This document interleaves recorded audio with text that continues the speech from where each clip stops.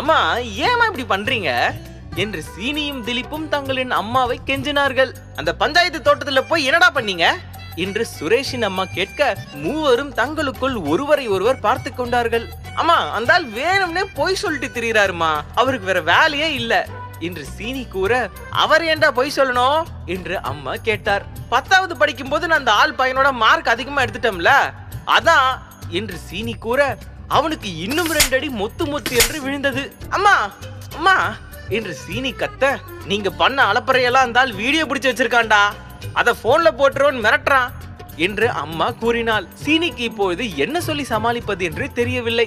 3 பேரும் திருட்டு மொழி முடிக்காதீங்கடா, காலேஜ் முடிச்சு 2 வருஷம் ஆயிடுச்சு, நாங்களும் போனா போட்டோம் பெருசா ஒண்ணும் பண்ண மாட்டாங்கன்னு விட்டுட்டா 4 நாள் உங்களோட அட்டகாசம் ராக்கெட் வேகத்துல எகிரிட்டு போகுது.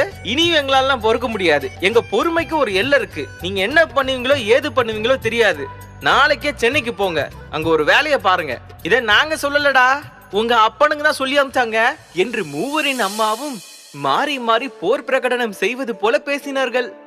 இந்த ஆடியோ ஸ்டோரியை முழுசாக கேட்கணுன்னா பாப்கார்ன் எஃப்எம் ஆப்பை டவுன்லோட் பண்ணுங்கள். சைன் அப் பண்ணும்போது பாப்கார்ன் 100 அப்படிங்கிற கோடை யூஸ் பண்ணுங்கள். கிட்டத்தட்ட 5 ஹவர்ஸுக்கு ப்ரீமியம் கண்டென்ட்டை கேட்டுக்கலாம். இந்த கோட் ஒரு short term offer. So popcorn FM ஆப்பை இன்றைக்கே டவுன்லோட் பண்ணுங்கள்.